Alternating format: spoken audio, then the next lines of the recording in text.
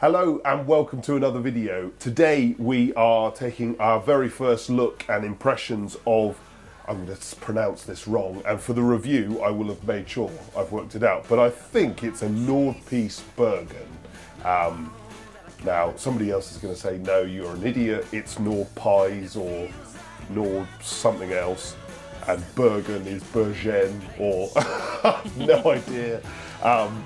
But this is why it's the first impressions, because I've not opened the stove, I've not looked in it, I know nothing about it at this stage, and then I want to dive into it over the next couple of weeks. And I want you to be happy.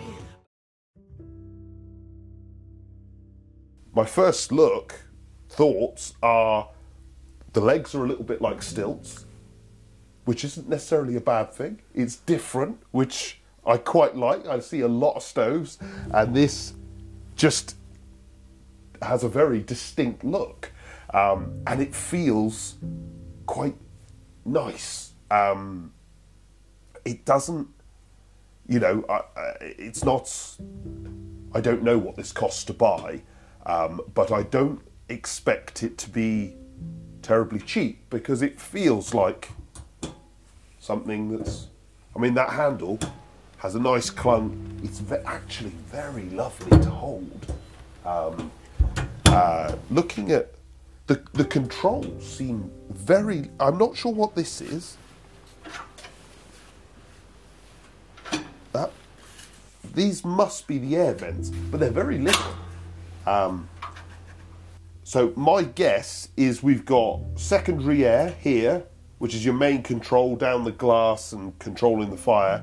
And this one, I would guess, is tertiary air, or maybe you pull it out just when you're lighting the stove. Not a clue, but we'll find out. Obviously, we have some very official-looking labels. There's UKCA and the EUCE. So, judging by the name, my guess is this is a, Scandinavian, European make or something. We have a smoke control kit. Now that's quite exciting, because it means, as standard, the stove doesn't have a DEFRA kit installed, which for a lot of users is a good thing, because it just means you're burning fuel a bit quicker than you necessarily need to. Let's have a look. We've got some instructions. We've got, oh, that's good. We've got a direct air kit and all the fixings and the Allen key needed to fit it. That's very helpful. And good to know we've got a direct air kit. So if you're wanting to put this into somewhere more modern, that seems possible. Oh. That is cardboard, that's not. Oh, I thought they were fire bricks. I was quite sort of like... Yeah, well this...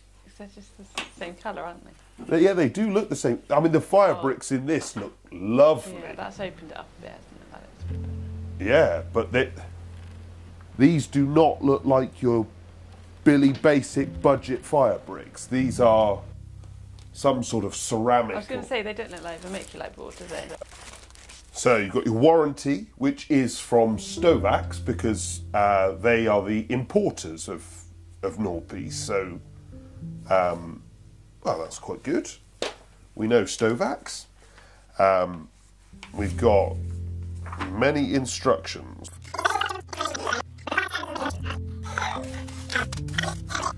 Lots of official things to bore you to tears, should you want to be very bored. And it's wood only, no grate, no ash pan. We've got a huge burning area. This is supposedly 5 kilowatts, but that, no joke, I have seen 7 or 8 kilowatt stoves no bigger than this. So yeah, if you've got a room where you don't want an air vent, but it really needs bigger than 5 kilowatts, obviously at this stage I haven't used it, but this definitely looks like a contender. And quite like it. Yeah, it's interesting, isn't it? Yeah, the whole design, everything about it is interesting, as you say. It's. What do you think of the legs? Because as I say, that was the thing that jumped to me. Yeah, obviously they're quite different. I think probably that fireplace isn't necessarily doing them. Well, this is little Justice. fireplace, isn't it? Yeah, I think in the right fireplace they would. So perhaps even in the other one where it's quite tall. Yes. I think that would. It may even be possible that you can get taller versions of these legs. As I say, I deliberately for these videos try and not know as much as I can, because then you just get you get something authentic rather than I've spoken to 12 people and now I'm going to regurgitate what they've all said to me. How does that feel? Does that feel? It's sort of weird because it's so little. Yeah, it's easy to move. Yeah, it feels very nice to use. I've managed to get it on my finger, but they've got copper grease on everything, which is.